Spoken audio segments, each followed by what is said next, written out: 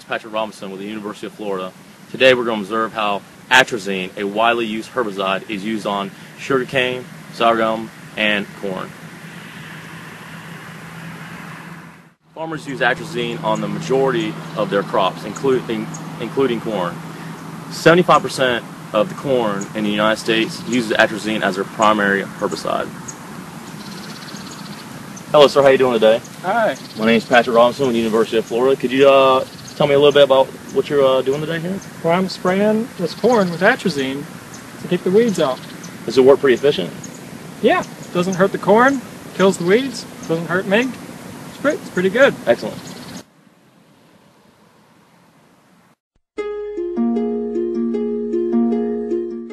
Under the EPA, atrazine is actually a restricted use pesticide, so we're monitoring everything.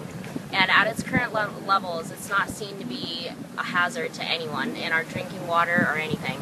So there was a study that clawed African frogs were actually chemically castrated, but we've repeated the studies and we haven't gotten the same results. So, you know, the frogs are fine. This year we're actually reevaluating the levels of atrazine in our water, just to make sure that it's safe for human consumption. But currently the levels aren't harmful to humans, and under the Clean Water Act these levels are regulated. Atrazine has been banned by the European Union because of its high contamination of the local water supply and of its adverse health effects on the local population there. And these include sexual development problems such as the sex organs, and this is evident in the frogs mentioned earlier, and brain and cognitive development problems, birth defects, which makes it a high risk for pregnant mothers, like expectant mothers. What you have to understand is that atrazine is an endocrine disruptor, which means that it can cause several hormone imbalances, which makes it harmful to expectant mothers, like I said. And it's for this reason and its high contamination of the water supply that has been banned in Europe.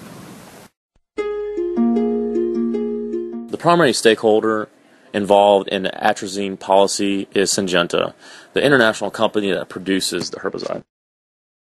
Other stakeholders in the atrazine policy are the Minnesota Corn Growers Association, the Minnesota Farm Bureau, and the Minnesota Crop Production Retailers.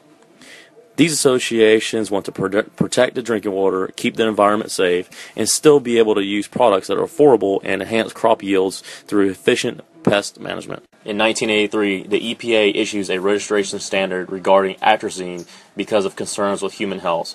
It requires that studies and data must be submitted for the continued registration of atrazine.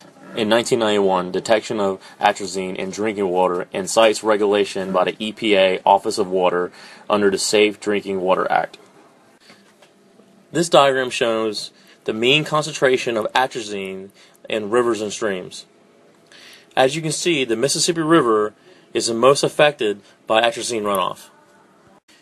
Here we can see the percentages of population affected by atrazine in drinking water.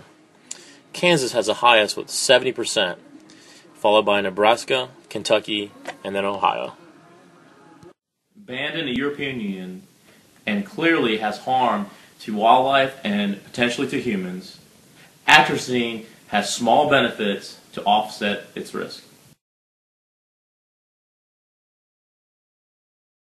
Keep the atrazine out of the water. Yeah!